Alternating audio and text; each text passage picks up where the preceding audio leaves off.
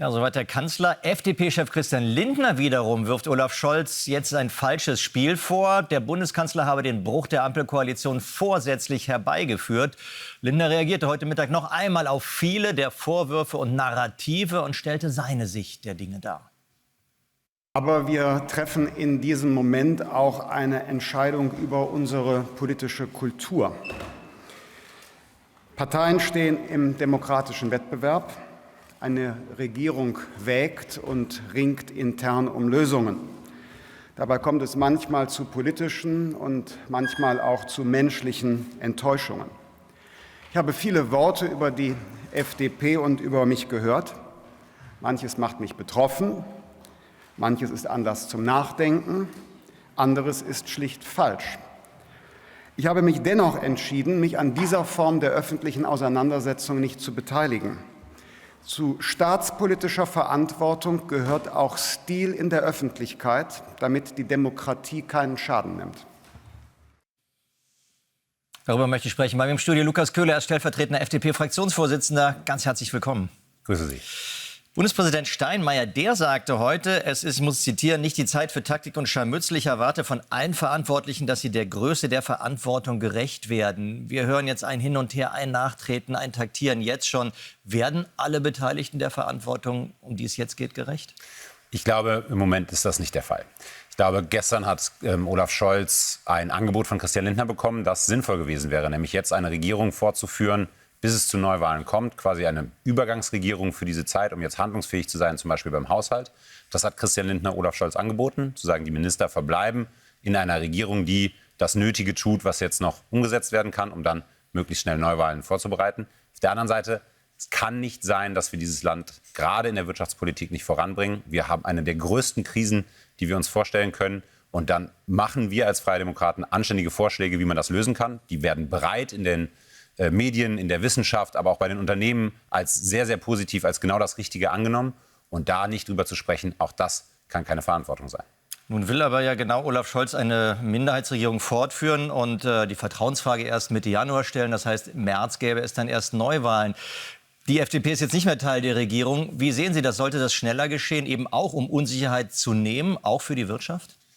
Wir müssen den Wählerinnen und Wählern eine Richtungsentscheidung an die Hand geben. Die müssen sich entscheiden können, wollen wir den Kurs der zum Beispiel FDP umsetzen, wollen wir dafür sorgen, dass wir mit unseren Stimmen das Land wieder voranbringen, wieder Wirtschaftswachstum organisieren, wieder dafür sorgen, dass Unternehmen befreit werden von Bürokratie, oder wollen wir auf der anderen Seite den Kurs von Rot-Grün weitergehen.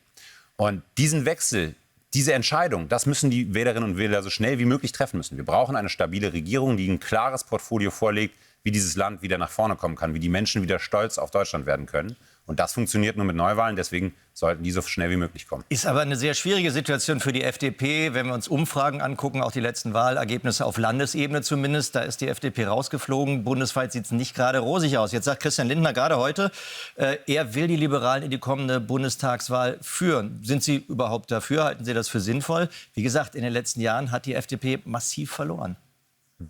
Ich bin sowohl dafür, dass Christian Lindner unser Chef ist, der macht das fantastisch, der hat auch gestern die absolut richtige Entscheidung getroffen. Schauen Sie, Olaf Scholz hat uns ein vergiftetes Angebot gemacht. Der hat gesagt, wir brechen die Schuldenregeln, die wir haben, wir lösen die Schuldenbremse auf, wir nehmen 3 Milliarden für die Ukraine, dabei braucht die Ukraine ja gerade nicht Geld, sondern Waffen, zum Beispiel Taurus, das Scholz und seine Fraktion immer verhindert hat. Und gleichzeitig nehmen wir 12 Milliarden und stopfen damit die Löcher des Haushalts. Damit hätten wir wieder einen verfassungswidrigen Haushalt vorgelegt. Und wir hätten nicht das getan, was jetzt das große Problem ist, nämlich die Wirtschaft vorangebracht. Und dass wir so ein Angebot nicht annehmen können, das ist richtig für die Partei. Und ich glaube, die Wählerinnen und Wähler haben selber in den letzten Wochen und Monaten erlebt, dass mit der Ampel, mit den Grünen und der SPD kein Wirtschaftswachstum sinnvoll umzusetzen ist, die Vorschläge nicht umgesetzt werden kann, von denen viele sagen, das ist der richtige Weg, das brauchen wir jetzt. Das hat nicht geklappt. Die Entscheidung hat am Ende gestern der Kanzler getroffen. Die FDP hätte vorher natürlich schon die Koalition verlassen können. Aber ist Schnee von gestern. Ich finde, wir haben schon die Verantwortung, es so lange wie es möglich ist, eine Lösung zu finden, das zu versuchen. Für das Land, für die Wirtschaft, aber natürlich auch für die Europäische Union und die Welt. Und natürlich ist es für uns notwendig, so lange wie möglich zu verhandeln. Aber nur so lange wie möglich. Wenn es keine Lösung gibt, dann ist es richtig, das nicht zu machen. Dass der Kanzler sich so entschieden hat, zu sagen, er entlässt jetzt den Finanzminister, Das ist meiner Meinung nach der falsche Weg. Das hatte ich eben schon gesagt. Man hätte das Angebot von Christian Lindner annehmen müssen, um eine stabile Regierung zu Am machen. Ende ist das seit der Entscheidung des Bundesverfassungsgerichts eigentlich der Fall. Da kam man nicht mehr klar in der Koalition. Als das Geld dann wirklich fehlte, die einen wollen Schulden finanziert machen, die FDP eben nicht. So, da hätte man schon früher sagen können, wir gehen da raus. Eine Frage habe ich trotzdem noch. Was sagen Sie zur Entscheidung von Bundesverkehrsminister Volker Wissing, dass er sagt, ich will als Minister in der Regierung bleiben, trete dafür aus der FDP aus? Wie wird das auch bei Ihnen besprochen, diskutiert? Das ist eine persönliche Entscheidung von Volker Wissing. Ein Politiker muss sich selber fragen, was ist das, womit ich morgens früh in den Spiegel gucken kann. Wenn Volker Wissing sich so entschieden hat, dann kann man diese Entscheidung nur akzeptieren. Ich kann ihm persönlich alles Gute und viel Erfolg wünschen und mehr auch nicht. Okay. Die Frage ist jetzt, wie geht es wirklich weiter? Es gibt harte Vorwürfe, auch des Kanzlers. Welche Chance hat die FDP überhaupt noch bei den anstehenden Wahlen? Viel Zeit für Wahlkampf bleibt allen Parteien nicht, Ihnen auch nicht. Also ich glaube, im Stil muss jeder für sich selber bewerten, ob der Kanzler dieses Nachtreten, was er gestern Abend und heute gemacht hat, sinnvoll findet. Da muss jeder über den Politiker Olaf Scholz selber das denken, was er denkt. Das will ich auch gar nicht näher bewerten. Was klar ist, wir sind in diese Verhandlungen mit einem klaren Vorschlag von Christian Lindner gegangen, der durchgerechnet ist, der sofort umsetzbar gewesen wäre, der die Wirtschaft vorangebracht hat. Die Menschen in Deutschland merken, es stimmt etwas nicht mit diesem Land. Es geht nicht mehr vorwärts. Die Unternehmen kommen nicht mehr vorwärts. Wir sehen bei VW, dass Arbeitsplätze verloren gehen. Wir gehen selber massiv zurück, auch im Ranking in der Welt.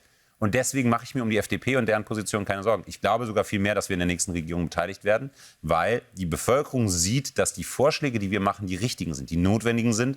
Und natürlich geht es jetzt in diesem Wahlkampf um die Wirtschaft, um die Wirtschaftspolitik. Da machen wir und haben wir die richtigen Vorschläge.